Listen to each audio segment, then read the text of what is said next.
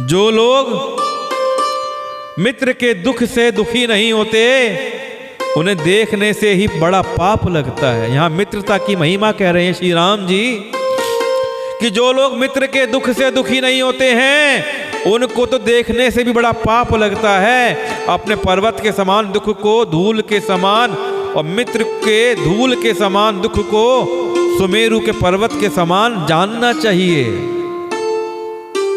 कि अगर मेरा दुख पर्वत के समान भी हो तो धूल के समान मानिए, और मित्र का धूल के समान अगर दुख भी है तो उसको सुमेरु पर्वत के समान बड़ा मानिए।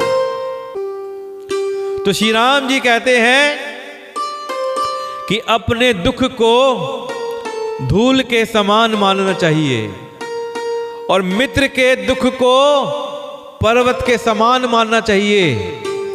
जो मित्र के दुख से दुखी नहीं होता उसको देखने से भी बड़ा पाप लगता है। कहते हैं कि जिन्हें स्वभाव से ही ऐसी बुद्धि प्राप्त नहीं है वे मूर्ख हठ करके क्यों किसी से मित्रता करते हैं।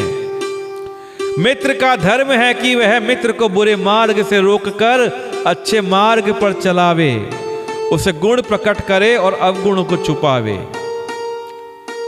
देखिए अगर कोई किसी से मित्रता करता है और मित्रता टूट जाती है तो क्यों टूटती है पता है?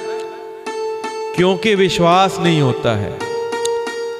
और जो मित्रता टूट जाती है ना तो यह मान लीजिए वो मित्रता थी ही नहीं, वो स्वार्थ की दोस्ती थी जो स्वार्थ पर टिकी हुई थी। तो राम जी कहते हैं कि कभी भी मित्र से लेने देने में शंका नहीं रखनी चाहिए। अगर दे दिया है तो वापस मत मांगिए, ले लिया है तो शंका बिना शंका करे वापस कर दीजिए।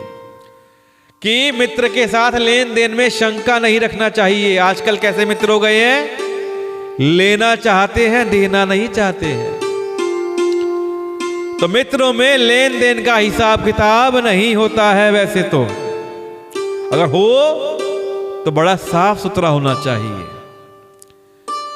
कि अपने बल के अनुसार सदा हित ही करता रहे। मित्र कैसा होना चाहिए कि जितना बल है अपने बल के अनुसार अपने मित्र का हित करता रहे।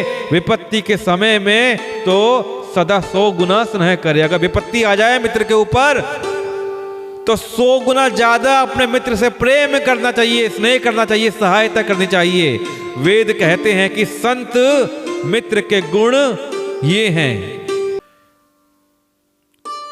कि जो बुरा दोस्त होता है ना क्या करता है, वो सामने तो बना बनाकर कोमल वचन कहता है और पीठ पीछे बुराई करता है, मन में कुटिलता रखता है। हे भाई, इस तरह जिसका मन सांप की चाल के समान टेढ़ा है ऐसे कुमित्र को तो त्यागने में ही भलाई है।